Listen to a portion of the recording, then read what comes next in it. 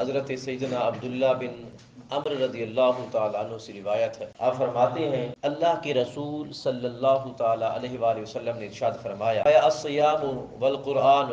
یشفعان للعبد یوم القیامہ، فرمایا قرآن اور روزہ قیامت کے دن بندے کے لیے سفارش کریں گے۔ فرمایا یقول الصیام، روزہ اللہ رب العزت کی بارگاہ میں التجا کرے گا، اے ربی، اے میرے رب، منعتہ الطعام والشہوات بالنہار، میں نے بندے کو کھانے پینے اور دوسری شہوات سے سارا دن روکے رکھا تھا، کرم نوازی فرما فشفعنی فیہ، اس بندے کے حق میں میری سفارش قبول فرما۔ اور پھر وَيَقُولُ الْقُرْآنُ، ساتھ ہی قرآن عرض کرے گا مَنَعْتُهُ النَّوْمَ بِاللَّيْلِ فَشَفِّعْنِي فِيهِ فَيَشْفَعَانِ، باری تعالیٰ میں نے تیرے بندے کو سونے نہیں دیا تھا۔ جب بندہ افطاری کر لیتا ہے سارا دن بھوکے رہتے ہوئے، دل کرتا ہے کہ سو جاؤں، لیکن اس کے باوجود بھی بندے کو خیال آتا ہے کہ میری نماز پڑھنی ہے، تراویح پڑھنی ہے، تو بندہ جاگتا ہی رہتا۔ تو یہی جاگنا، اسی جاگنے کے متعلق کل قیامت کے دن قرآن مجید التجا کرے گا رب کی بارگاہ میں، باری تعالیٰ میں نے اس کو نہیں سونے دیا تھا، یہ میری وجہ سے جاگتا رہا، کرم نوازی فرما، مہربانی فرما، اس کے حق میں میری سفارش کو قبول فرما لے۔ آقا علیہ الصلوۃ والتسلیم نے فرمایا فیشفعان، رب کریم ان دونوں کی سفارش کو قبول کرے گا، ان دونوں کی سفارش کو قبول کر کے روزہ رکھنے والے اور تراویح پڑھنے والوں کو رب کریم جنتی بنا دے گا۔ یہ کتنی بڑی بات ہے، جب قیامت کا دن ہو، میدان محشر سجا ہوا ہو، بندہ میدان پہ کھڑا ہو، ایک طرف روزے کی پکار آ رہی ہو اور دوسری طرف قرآن مجید کی پکار آ رہی ہو، باری تعالیٰ ہم اس کی سفارش کرتے ہیں، اور قرآن کہہ رہا ہو مولا میں اس کی سفارش کرتا ہوں، روزہ کہہ رہا ہو مولا میں اس کی سفارش کرتا ہوں۔ جب روزہ بھی سفارشی ہوگا اور قرآن مجید بھی سفارشی ہوگا، اے امت مصطفیٰ تجھ پر ناز ہے، رب کریم نے تجھے یہ انعام عطا فرمایا، یہ اکرام عطا فرمایا ہے۔ اور حدیث پاک میں آیا کہ آقا علیہ الصلوۃ والتسلیم نے فرمایا جب بندہ رمضان المبارک میں ایک دوسرے سے جیت جانے کی کوشش کرتا ہے، عبادت میں جیت جانے کی جب بندہ کوشش کرتا ہے ایک دوسرے پر، تو رب کریم عرش معلیٰ پر وہاں کے فرشتوں کو جمع فرماتا ہے اور فرشتوں کو جمع کر کے فرماتا ہے دیکھو میرے بندوں کو ذرا، یہ حدیث پاک الفاظ ہے، میرے بندوں کو دیکھو،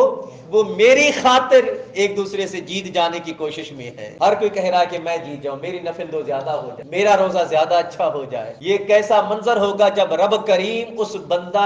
ادنا کا، زمین پر رہنے والا چھوٹا سا بندہ،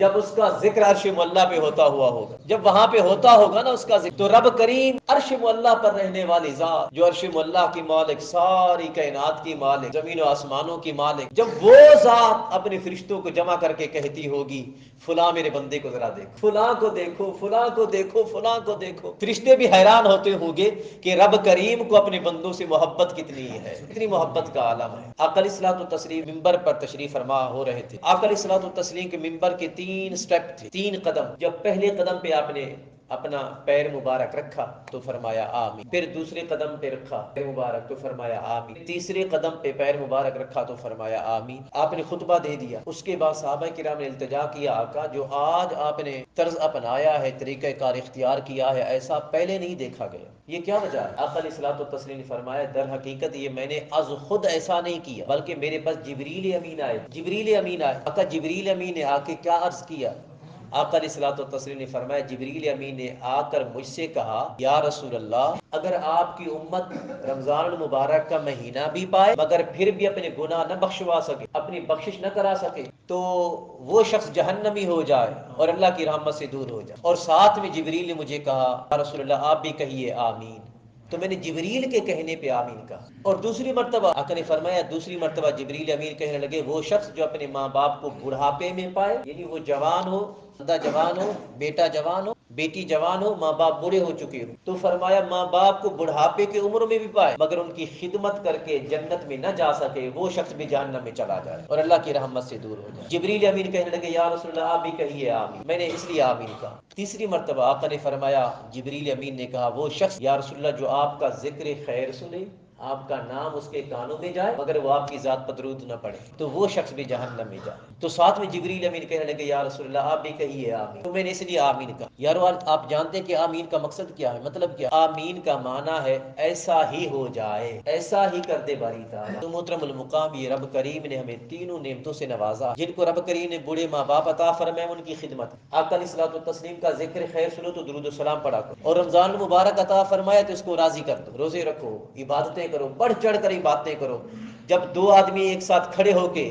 ہر ایک کے دل میں تمنا ہوگی کہ میں اس سے نفلیں زیادہ پڑھوں، حالانکہ وہ برابر ہی کیوں نہ جا رہے ہو، وہ ایک دوسرے کی سے جیت جانے کی کوشش میں ہوں، تو ادھر وہ ایک دوسرے سے جیت جانے کی کوشش میں ہوں گے، عرش معلیٰ پر رب کریم فخر فرما رہا ہوگا۔ اور پھر رمضان المبارک میں جب ایسا ہوگا تو رب کریم اس بندے کے لیے پہلے سے جنت کے دروازے کھول رکھے ہیں، پہلے سے آسمانوں کے دروازے کھول رکھے، آسمانوں کے دروازے کھلے ہوئے اس پر اللہ کی رحمت پہاڑ بن کر برسنا شروع ہو جاتی ہے۔ سو دعا ہے کہ رب کریم ہمیں رمضان المبارک کو راضی رکھنے اور والدین کی خدمت کرنے اور حضور علیہ الصلوۃ والتسلیم کی ذات پر کثرت سے درود و سلام پڑھنے، قرآن مجید کو سننے، تراویحاں پڑھنے اور اس پر عمل کی توفیق عطا فرمائے۔